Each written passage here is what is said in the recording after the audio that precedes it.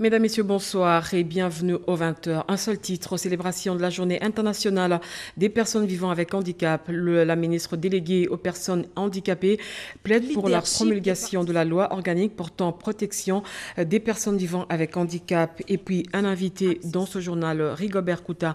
Il est coordonnateur adjoint des forces politiques et sociales, un regroupement politique allié à l'UDPS. Rigobert Kouta, bonsoir. Bonsoir madame. Je vous retrouve tout à l'heure. Merci madame. Okay. Leadership et participation des personnes handicapées pour construire un monde post-Covid-19 inclusif, accessible et durable. C'est sous ce thème que le monde célèbre chaque 3 décembre la journée internationale des personnes handicapées. À Kinshasa, la ministre déléguée aux personnes vivant avec handicap a saisi l'opportunité pour faire un plaidoyer en leur faveur. C'est un reportage de Yolande Voka et Betty Amani. Vers un monde post-Covid-19, inclusif, accessible et durable. C'est sous ces thèmes que les personnes vivant avec handicap, malvoyantes, sourdes, les personnes atteintes d'albinisme, ainsi que celles de petite taille, ont célébré cette journée internationale. Ensemble, elles ont fait un plaidoyer au président de la République, Félix-Antoine Tshisekedi, qu'il qualifie de champion de l'handicap. Après plusieurs mois, les experts en langue de signes ont produit un dictionnaire thématique en langue de signes congolaise avec 6000 mots pour les personnes sourdes. À cette occasion, les malvoyantes ont invité le gouvernement de la République à valoriser davantage l'écriture braille en octroyant à leurs écoles et instituts de matériel adéquat, notamment de machines et imprimantes parlantes. La ministre déléguée en charge des personnes vivant avec handicap et autres personnes vulnérables, Irène Essambo, s'est apaisantie sur les avancées enregistrées en faveur de personnes vivant avec handicap. Toute la communauté des personnes avec handicap de nos 26 provinces, à travers leurs délégués réunis dans cette salle, a tenu dans cette journée internationale à saluer cette grande ambition et à soutenir cette grande vision du président de la République sur le handicap. Les personnes avec handicap de notre pays, toutes catégories confondues, de promouvoir maintenant le président de la République et de le proclamer devant l'opinion nationale et internationale champion du handicap en République démocratique. Une présence remarquée à cette célébration. À l'occasion de cette journée, le directeur de cabinet du ministère de la Santé a procédé à l'inauguration d'un centre de réadaptation physique à l'hôpital général de référence de Kinshasa, ex-Mamayemo. Un reportage d'Edith Chala. L'hôpital général de référence de Kinshasa, ex-Mamayemo, vient de bénéficier d'un bâtiment nouveau, inauguré ce vendredi 3 décembre 2021. Ce bâtiment abrite le département de réadaptation fonctionnelle avec pour objectif de fournir des services de réadaptation physique aux personnes en situation de handicap. Les travaux de construction de ce centre moderne ont été assurés par le Comité international de la Croix-Rouge en collaboration avec les autorités congolaises. Ce département dispose des services de réadaptation physique comprenant la kinésithérapie, l'appareillage orthopédique et les aides techniques à la marche. Il contribue efficacement à la réintégration des personnes en situation de handicap dans leur famille et leur communauté. Vous avez pu observer l'équipement. L'équipement est récent, donc il nous est très facile de réaliser nos formations. Nous pouvons prendre en charge tous les besoins en prothèses. Comme vous avez vu, on peut fabriquer des prothèses sur place, les béquilles sur place. On fait le montage des fauteuils roulants sur place, ce qui a un impact fort sur la réduction des prix. Ce centre est opérationnel depuis mi-janvier 2021. 3 spécialistes du CICR, un kinésithérapeute et 2 orthopédistes travaillent aux côtés du personnel national au quotidien. La construction de cet établissement par le CICR dans le cadre du programme d'investissement à impact humanitaire. La construction de ce centre par le CICR s'inscrit dans le cadre du programme d'investissement à impact humanitaire. Et puis cette nouvelle, à la Chambre basse du Parlement, les députés nationaux ont déclaré recevable et adopté le projet de loi portant reddition des comptes 2020 et le projet de loi des finances rectificatives exercice 2021. Sur 335 députés, 333 ont voté oui, aucun contre 2 et 2 se sont abstenus. Ce projet de loi a été renvoyé au Sénat pour une seconde lecture. C'était à l'issue du rapport de la commission ECOFIN. Images et commentaires dans notre édition de demain. Au cours de la plénière d'hier, la commission socio-culturelle a fait rapport des travaux sur le régime spécial de sécurité sociale des agents publics de l'État. Un reportage de Sylvie Mwembo. Les députés nationaux se sont retrouvés encore ce jeudi 2 décembre autour de 2 points à l'ordre du jour. Le premier point a porté sur l'adoption globaux de 4 procès-verbaux de 4 plénières du jeudi 11, samedi 13, lundi 15 et mercredi 17 novembre 2021. Concernant les rapports de la Commission sociale et culturelle sur le régime spécial de sécurité sociale des agents de l'État, le président de la Commission, le député national Léon Mondolé, a démontré l'importance de la sécurisation des agents de l'État dans différents secteurs, plus précisément au niveau du ministère de la fonction publique. La représentation nationale a approuvé les conclusions du rapport moyennant des amendements éventuels. Dans cette réforme, il y a plusieurs dispositions qui font partie des mesures d'application que le gouvernement doit concrétiser par des règlements. Et d'habitude, ce genre de questions prennent du temps pour éviter que nous puissions faire des choses au va-vite.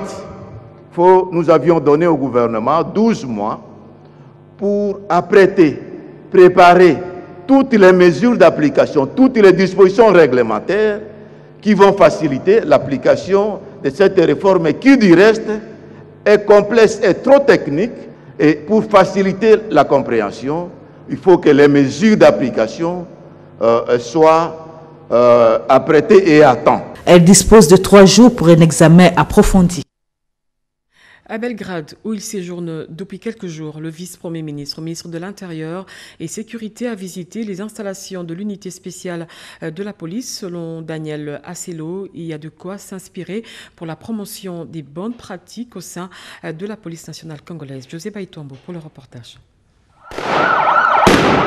Un exercice de simulation très proche de la réalité, assauts, arrestations et encadrement lors de manifestations troubles, démonstration de la police de Belgrade chargée d'intervenir en cas de manifestations publiques occasionnant des violences graves ou traque des voleurs à main armée en présence du vice-premier ministre, ministre de l'Intérieur et Sécurité. Daniel Asselo Kitoakoy a aussi visité la brigade de la cavalerie, la brigade canine, mais aussi l'arsenal dont dispose l'unité spéciale de la police serbe. Ces derniers a affiché clairement un intérêt particulier dans les partages d'expériences entre la police de la Serbie et celle de la République démocratique du Congo.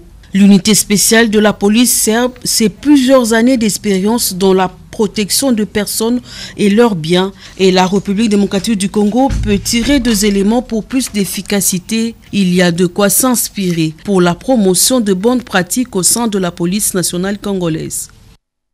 Le ministre de la Défense nationale s'est entretenu avec l'ambassadeur de France accrédité ici en République démocratique du Congo. Les questions liées sur la redynamisation de l'industrie militaire, la réforme en cours des FARDC et l'évaluation de l'état de siège dans les provinces de l'Ituri et du Nord Kivu ont été abordées au cours de ces échanges. Jojo Ndimbo pour plus de détails.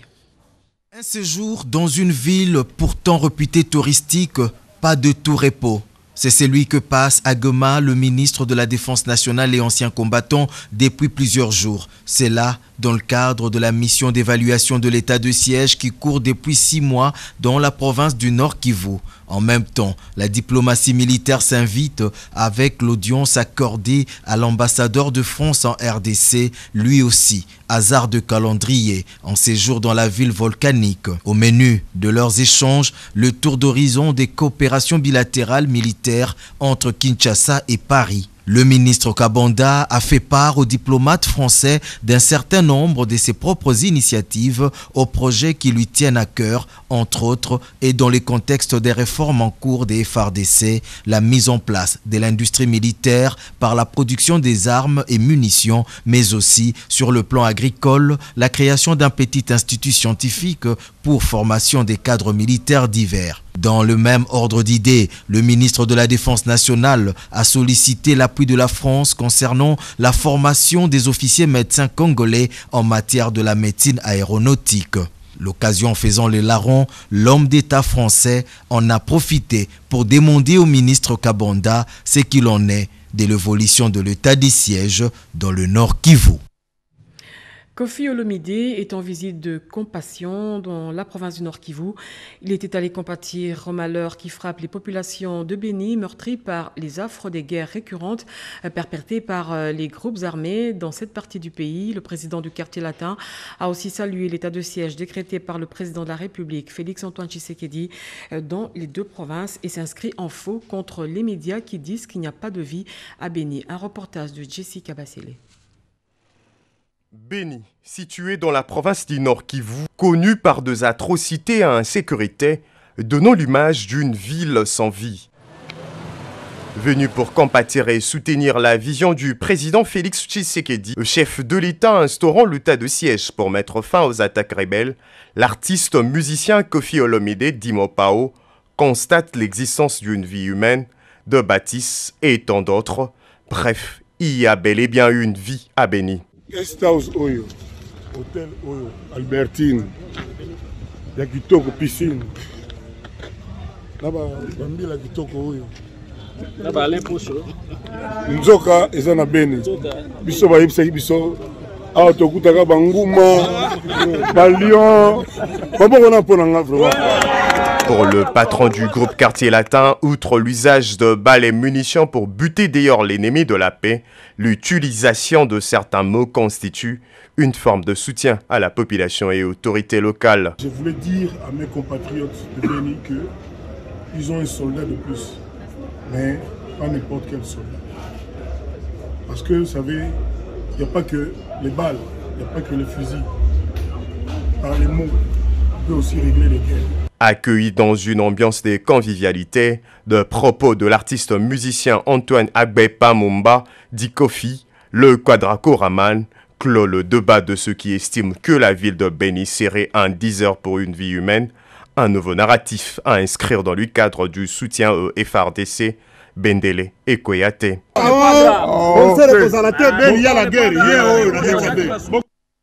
Vous avez remarqué que ces images ont été filmées par un amateur.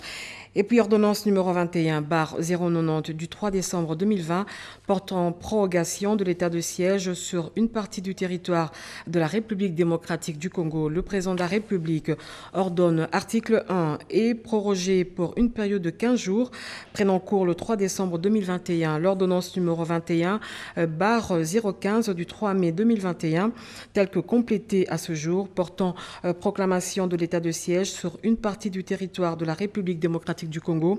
Article 2, sont prorogées toutes les dispositions antérieures contraires à la présente ordonnance. Article 3, le Premier ministre, le Vice-Premier ministre, ministre de l'Intérieur, Sécurité, Décentralisation et Affaires coutumières, le ministre d'État, ministre de la Justice et garde des Sceaux, ainsi que le ministre de la Défense nationale et anciens combattants sont chargés, chacun en ce qui leur concerne, de l'exécution de la présente ordonnance qui sort ses effets à la date de sa signature, fait à Kinshasa le 3 décembre 2021. Félix-Antoine Tshisekedi Tshilombo, Jean-Michel Samalou Kondé, Premier ministre, pour copie certifiée conforme à l'original. Le cabinet du président de la République, Guilain Nyembo Bouizia, directeur de cabinet. Et puis, la République démocratique du Congo compte créer des richesses et l'emploi pour booster son économie. Pour ce faire, une mission commerciale des investisseurs kenyans sont à Kinshasa. C'est le fruit d'un partenariat signé entre le président congolais et son homologue kenyan. Un reportage de Diane Balaka, Jojo Ndimbu et Betty Amani. À la tête de près de 250 investisseurs du Kenya, la ministre kenyane de l'Industrie, Commerce et Développement des entreprises, Betty Maina, depuis quelques jours en RDC, participe à l'atelier commercial Kenya-RDC, dont le lancement a été donné conjointement à Kinshasa, Lubumbashi, Goma et Mbuji-Mayi le 29 novembre 2021. Elle a eu des échanges fructueux avec Julien Paluku Kaunga, ministre de l'Industrie. Selon elle, la RDC représente un vaste marché qui va permettre aux investisseurs kenyans de bien investir dans les affaires, a déclaré le ministre congolais de l'Industrie congolaise. Ce tête-à-tête s'est focalisé sur le partage d'expériences en matière d'investissement et d'industrie. Cette mission commerciale kenyane a pour objet d'installer des industries kenyanes en RDC dans le but d'y créer des richesses et d'emplois. Et donc c'est un vaste marché qui est exploré par les investisseurs kenyans et nous avons dit clairement qu'au lieu que nous fassions des importations du Kenya vers la RDC, c'est mieux plutôt que les investisseurs s'installent sur les sols congolais pour qu'on crée des emplois, on crée la richesse au Congo et que finalement cela contribue à pouvoir améliorer notre produit intérieur brut. Cette mission est le résultat d'un partenariat signé entre le président congolais Félix-Antoine Tshisekedi et le président kényan Uhuru Kenyatta. Des défis économiques sont à surmonter, surtout en cette période de crise sanitaire.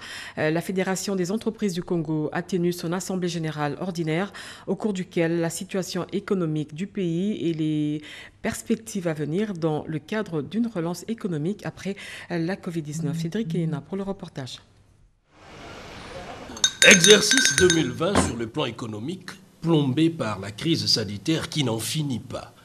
Une évidence selon la Fédération des entreprises du Congo réunie en Assemblée générale ordinaire sous la direction de son président national, Albert Yuma Moulimbi.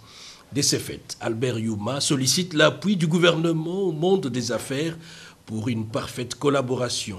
Et pour y arriver, les projets Renaissance, une initiative du président national de la FEC pour répondre efficacement aux nouveaux défis économiques qui se présentent. J'encourage tous les membres à s'inspirer de leur dynamisme, car c'est au sein de ces organes, commission nationale, comité professionnel, que se traitent les problèmes et préoccupations du secteur privé.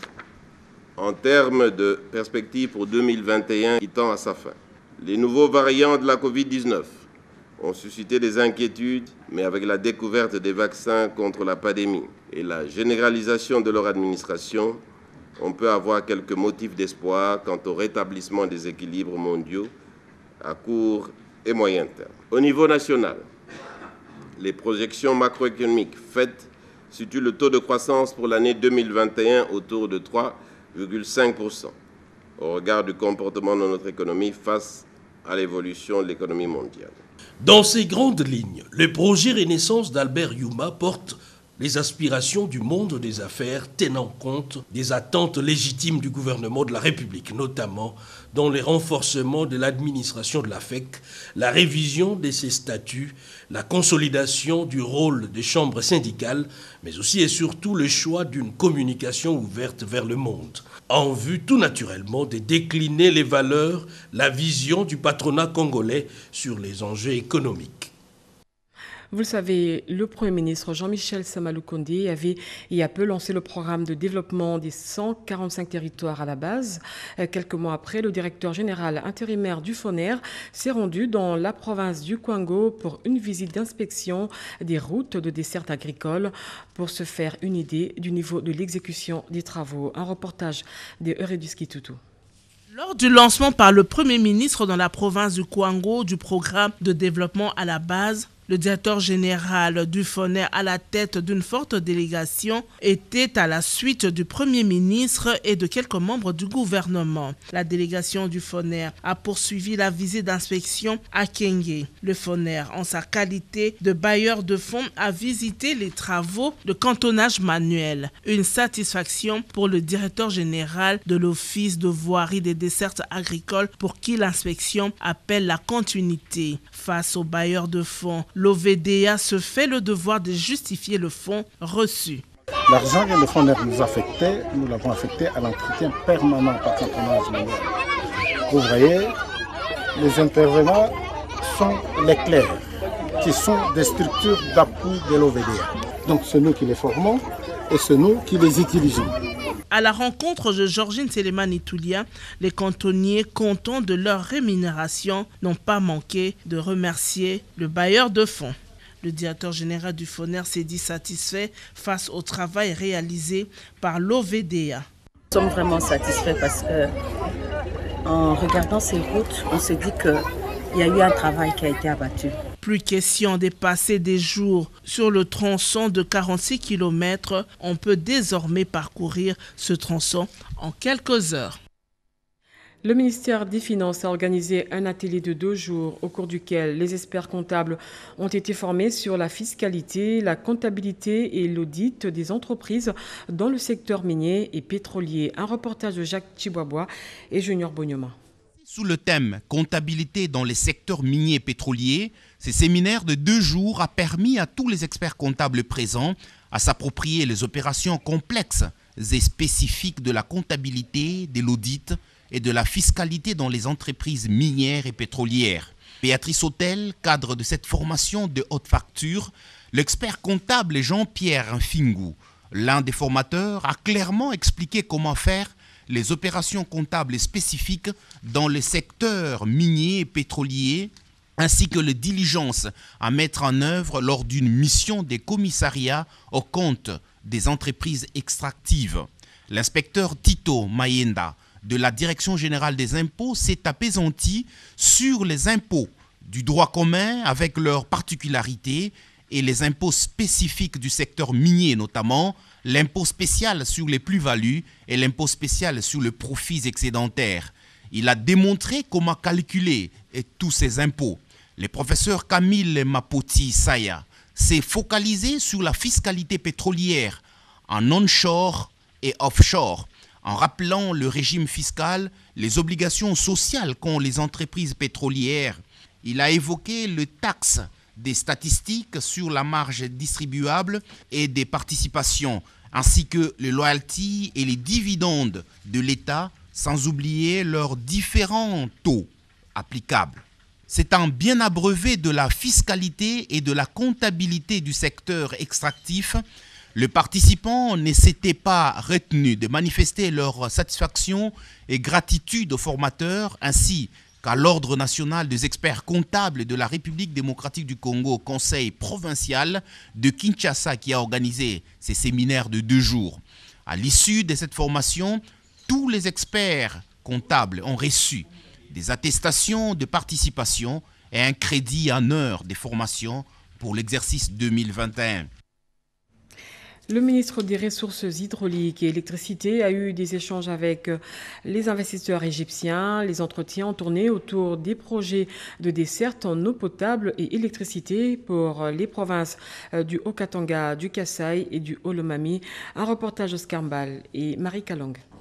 Les postes frontaliers de Kasumbalesa dans le Haut-Katanga, la ville de Kamina dans la province du Haut-Lomami, ainsi que celle de Kananga dans la province du Kasaï, figurent parmi les coins du pays qui vont bénéficier du projet en eau potable et électricité. Regroupés au sein de l'entreprise LCOED électrique, ces partenaires égyptiens sont venus étudier la faisabilité de ces différents projets avec les ministres des Ressources hydrauliques et électricité, Olivier Mouenze-Moukaleng, qui les recevait en séance de travail. On va faire des projets d'électricité et de l'eau. Électricité, une poste de distribution à Kazombalesa et une poste solaire à Kananga et une ligne aérienne de Kibola-Kamina. Et puis dans l'eau, on va faire une usine de traitement de l'eau de capacité de 240 000 mètres cubes par jour à Kananga. Et on a déjà commencé un projet, le poste de distribution Kazombalesa, et on avance vite pour les autres projets. Et on a bien expliqué, il est avec nous dans toutes les étapes maintenant. La libéralisation du secteur de l'énergie constitue aujourd'hui une aubaine pour les investisseurs de tous bords, désireux de placer leurs capitaux dans les secteurs de l'eau et de l'électricité. Un nouveau paradigme pour le secteur éducatif et la formation professionnelle, les travaux sur la revue sectorielle conjointe technique de l'éducation et de la formation se veut un cadre pour booster les réformes en cours dans le secteur de l'enseignement. Cédric Enena pour le reportage. L'enseignement et la formation au rabais, les constats fait unanimité. Envisager des réformes solides pour bien évidemment consolider les systèmes éducatifs, c'est la tâche exaltante à laquelle s'attellent les participants aux travaux de la revue sectorielle conjointe technique de l'éducation et de la formation. Travaux auxquels ont pris part la ministre de la formation professionnelle Antoinette Kipulu Kabenga, Les ministres de l'enseignement primaire, secondaire et technique, Tony Mwaba, celui de l'enseignement supérieur et universitaire, Mohindo Nzangi, et les ministres des Affaires sociales, Action humanitaire et Solidarité nationale, Modeste Moutinga. Au-delà du regard critique que les participants sont appelés à porter pour booster les réformes, la patronne de la formation professionnelle s'est apaisantie sur la nécessité de rencontrer la vision du chef de l'État Félix-Antoine Tshisekedi dans la formation d'une main-d'œuvre qualifiée devant déboucher à l'émergence d'une classe moyenne. L'organisation de ces assises permettra à mon ministère, qui fait face aux nombreux défis, à relever sur tous les plans, de capitaliser les résultats qui en seront issus. Organisées en prévision de la revue de juillet 2022, ces assises, sur initiative du secrétariat permanent d'appui à la coordination du secteur éducatif, ont reçu l'appui des partenaires techniques et financiers tels que l'UNESCO, l'UNICEF et l'ENABEL. Bientôt la campagne de conversion des titres fonciers à l'échelle nationale. C'est le ministre des Affaires foncières qui l'a dit au cours de la tenue du salon Expo Béton qui se tient ici à Kinshasa. Salon Expo Béton, le ministre des Affaires foncières Aimé Molendo Sakombi a profité de la tribune lui offerte pour expliquer le bien fondé de numériser les fonciers en République démocratique du Congo, mais surtout la sécurité des titres, une contrainte majeure et impérative dans la gestion foncière moderne. Cette opération d'envergure se déclinera selon les 3 étapes suivantes. A. Étape préparatoire d'1 mois, l'affinement de la méthodologie, l'évaluation des besoins, la formation et la communication. B. Étape de mise en œuvre, 4 mois, lancement de la campagne dans les communes populaires à faible revenu de Kimbanseke et de Massina à Kinshasa, dans une commune populaire de Lubumbashi, de Bukavu et de Goma. C. Étape d'évaluation, ce sera 1 mois, collecte et analyse des résultats, établissement d'un calendrier de mise à l'échelle pour le déploiement de l'exercice sur toute l'étendue de la République. L'allègement du coût d'acquisition du certificat est une condition sine qua non pour sa réussite. Il faut pour ce faire créer un incitatif économique en accordant une remise de prix significative pour les conversions qui seront opérées au cours de la strate temporelle définie par la campagne. Le ministre Molendo a saisi l'occasion pour annoncer pour bientôt la grande campagne de conversion des titres à l'échelle nationale. Le ministre du Commerce extérieur a réuni autour de lui différentes entreprises sous sa tutelle. Il s'agit des responsables de l'Office congolais de contrôle, l'ANAPEX, et les responsables de la Foire internationale de Kinshasa. Il était question pour ces entreprises d'évaluer toutes les activités de l'année 2021 et de faire une projection pour 2022. Lopez Kakouba. Au cours de cette réunion de ce vendredi 3 décembre 2021, le ministre du Commerce extérieur Jean-Lucien Boussa-Tongba a transmis des instructions au directeur général de l'Office congolais de contrôle, Gabi Loubi Bamampouya, au directeur général de la Foire internationale de Kinshasa, Eugène Bokopolo, au directeur général ANAPEX, Mike Tamboué. Le ministre leur a demandé de transmettre les rapports annuels d'activité au plus tard le 5 janvier. Aussi, de transmettre les rapports mensuels d'activité au plus tard le 2 de chaque mois. Jean-Lucien Boussa-Tongba leur a instruit de réduire les coûts d'émission des responsables de ces établissements publics et également l'obligation de faire rapport au ministre des tutelles. Il a instruit aux responsables de ces établissements publics de présenter leur budget 2021 et les plans d'action au plus tard, c'est 31 décembre. Son Excellence nous a demandé que le budget de l'année prochaine puisse être présenté avant le 31 et que dans ce budget, ça doit être ressorti d'un plan d'action mensualisé pour que nous puissions évoluer l'année prochaine suivant un canevas clair. Nous voulons que les produits congolais puissent être dans le marché international. Parmi les conditions, il y a la traçabilité et les autres qui veulent acheter les produits doivent connaître exactement où vient le produit. Donc cette traçabilité-là, c'est pour cela que nous avons vraiment besoin de QR codes. Disons également que ce 3 décembre 2021, le ministre a également échangé par visioconférence avec la représentante d'une entreprise de certification des minéraux. Rigobert Kouta, bonsoir. Bonsoir, madame. Je rappelle que vous êtes coordonnateur adjoint des forces politiques et sociales, un regroupement allié à l'UDPS. Demain, vous organisez une journée de l'Union sacrée. Comment ça va se passer? Voilà, donc demain, samedi 4 décembre 2021, nous confirmons à tous les membres de l'Union sacrée qu'aura lieu la grande journée patriotique qui va réunir le parti politique et regroupement politique membres de l'Union sacrée, leurs cadres et surtout, nous insistons aussi, les militants, les associations et les personnalités.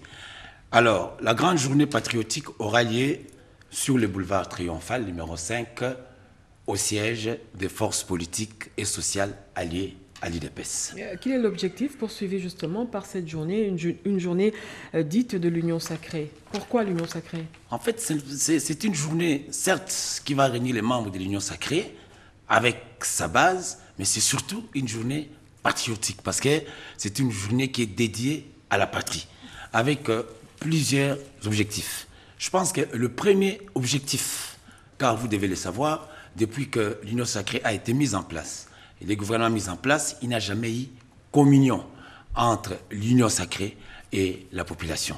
Donc, comme premier objectif, ça sera d'abord d'informer et aussi d'écouter la population. En deuxièmement, c'est le soutien que l'ensemble de l'Union sacrée veut apporter aux institutions. Président, gouvernement, Assemblée nationale et Sénat. Il y a aussi ces grands soutiens-là que l'Union sacrée veut apporter à l'état des sièges et surtout par ricochet à notre armée qui, comme vous le savez, va de victoire en victoire et pacifie l'Est. Il y a aussi ces soutiens à la gratuité scolaire, car vous savez que depuis que la gratuité scolaire est là, des millions d'enfants qui n'avaient pas droit à l'école y ont droit.